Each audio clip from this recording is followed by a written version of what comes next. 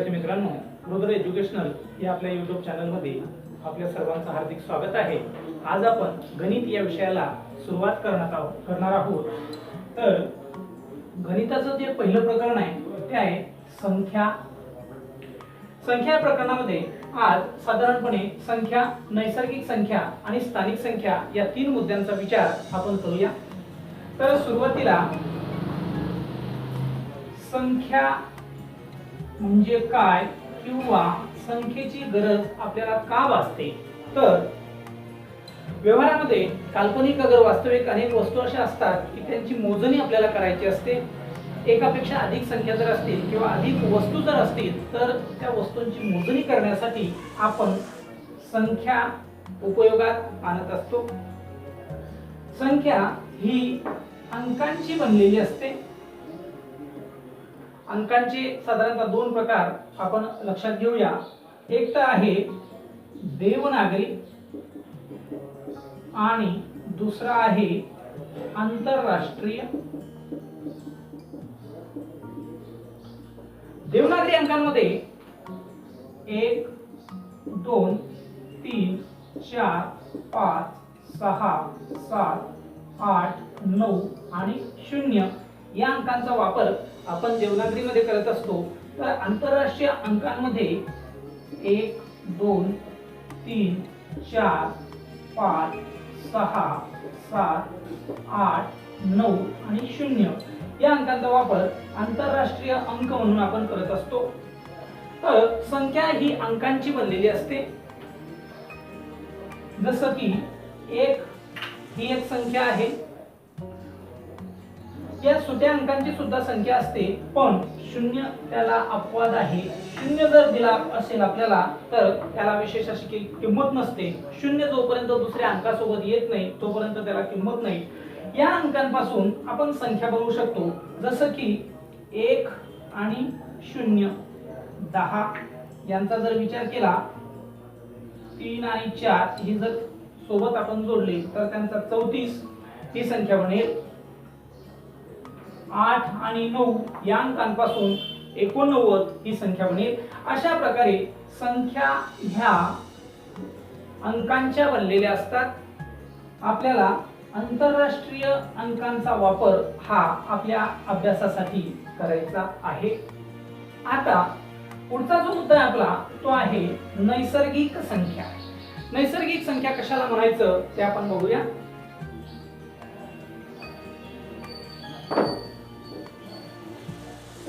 नैसर्गिक संख्या ह्या नॅचरल नंबर असं इंग्लिश मध्ये आपण म्हणत असतो। तर नैसर्गिक संख्या म्हणजे काय?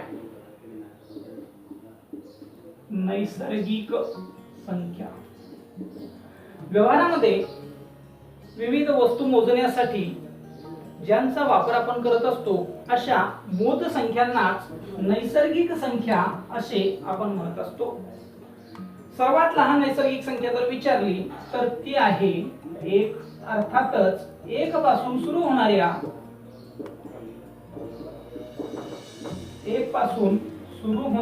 अनंत अशा संख्यांचा समावेश हा नैसर्गिक संख्यांमध्ये होत असतो।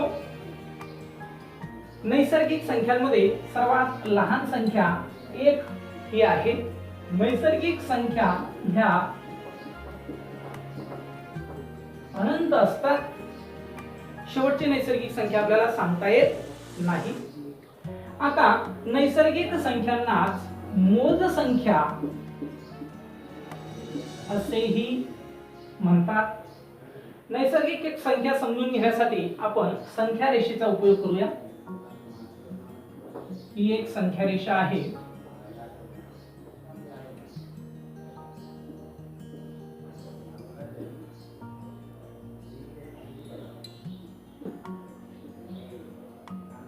एक 2 3 4 5 ऋण 1 ऋण 2 ऋण 3 ऋण 4 ऋण 5 ऋण 6 अशा प्रकारे 0 हा मध्ये आहे।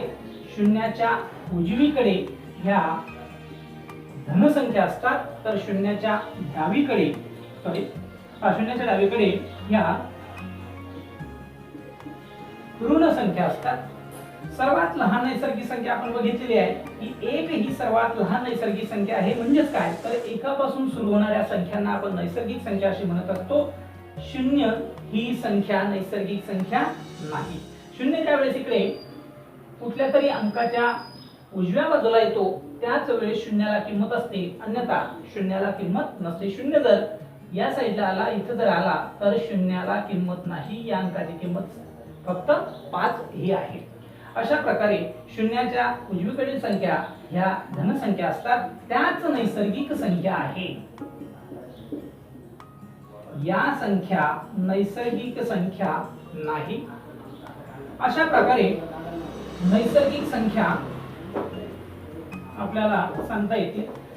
1 ते 100 पर्यंतच्या नैसर्गिक संख्यांची बेरीज ही 5050 इतकी आहे. 1 ते 50 पर्यंतच्या नैसर्गिक संख्यांची बेरीज ही 1275 इतकी आहे. आता 1 ते 100 या नैसर्गिक संख्यांची बेरीज आपण कशी काढतो त्याच्यासाठी एक सूत्र आपण या ठिकाणी पाहूया. सूत्र आहे पहिली नैसर्गिक संख्या अधिक शेवटची नैसर्गिक संख्या भागेला 2 गुणेला एकूण नैसर्गिक संख्या.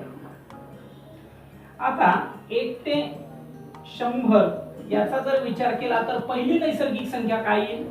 1. शेवटची नैसर्गिक संख्या 100 भागेला 2 गुणेला एकूण नैसर्गिक संख्या किती आहे तर ते आहे 100. बघूया उत्तर काय येते. हा कोण सोडून घेऊ. 100 अधिक 1 101 गुणेला 100 भागीला 2.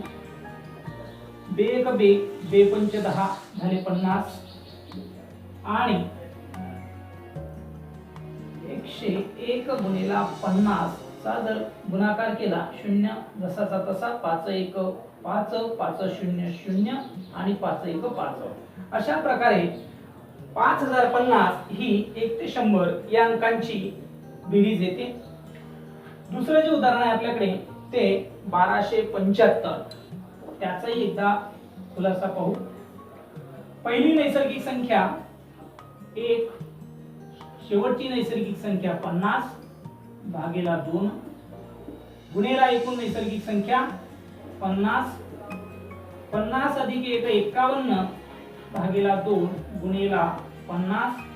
बेक बे 25 गुणी 50. मग 51 गुणेला 25 बरोबर 25 1 25 5 अच्छे आले 2 25 5 सव्वाशे 125 आणि 2 170. अशा प्रकारे 1275 ही 1 ते 50 या अंकांची बेरीज येते. पुढचा जो मुद्दा आहे तो पाहूया आपण.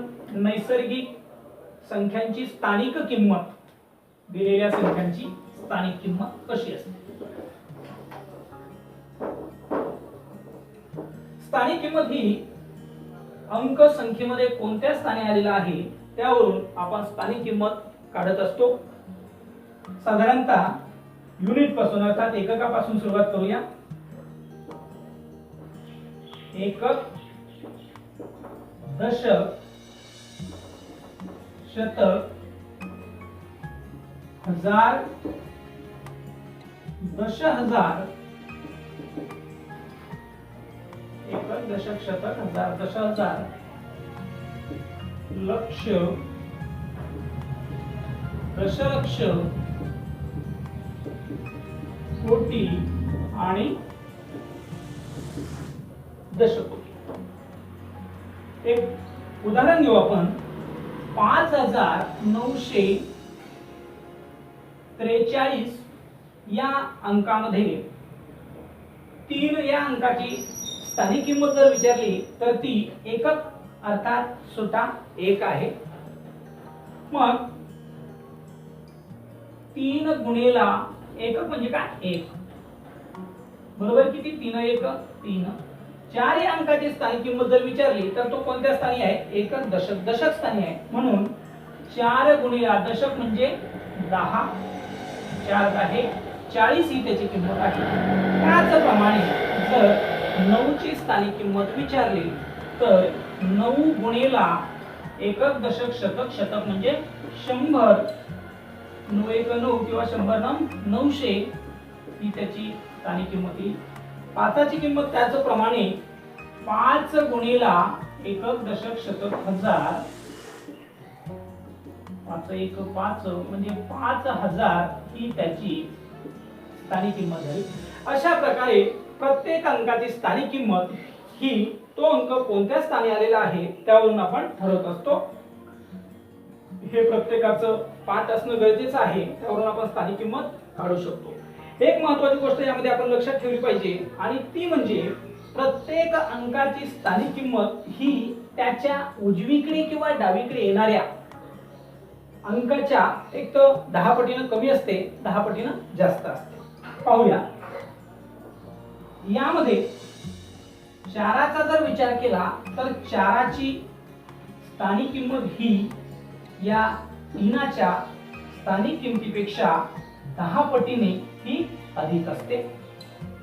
तर 9च्या 10 पटीने ही कमी असते. अशा प्रकारे उजवीकडच्या अंकाचा जर विचार केला तर उजवीकडच्या अंकाची किंमत डावीकडच्या अंकापेक्षा 10 पटीने कमी असते आणि डावीकडच्या अंकाची किंमत उजवीकडच्या अंकापेक्षा 10 पटीने जास्त असते. तर 9 आणि 4 या दोघांचा आपण विचार करूया. त्यापेक्षा एक दुसरं उदाहरण घेऊ. 4444, 4 हा 4 आणि हा 4. एकक दशक दशक स्थानचा जो 4 आहे त्याची किंमत 40 आणि एकक दशक शतक स्थानचा जो 4 आहे त्याची किंमत 400. या दोघांचा जर विचार केला तर या 4ची किंमत म्हणजे दशक स्थानी असणाऱ्या 4ची किंमत ही शतक स्थानी असणाऱ्या 4च्या किमतीपेक्षा 10 पटीने कमी आहे. अशा प्रकारे संख्या, नैसर्गिक संख्या आणि संख्येची स्थानिक किंमत या 3 पॉइंटचा विचार आज आपण या व्हिडिओमध्ये घेतलेला आहे. पुढे दुसरा जो आपला व्हिडिओ येईल त्यामध्ये क्रमशः आपण पुढचा भाग घेणार आहोत. धन्यवाद.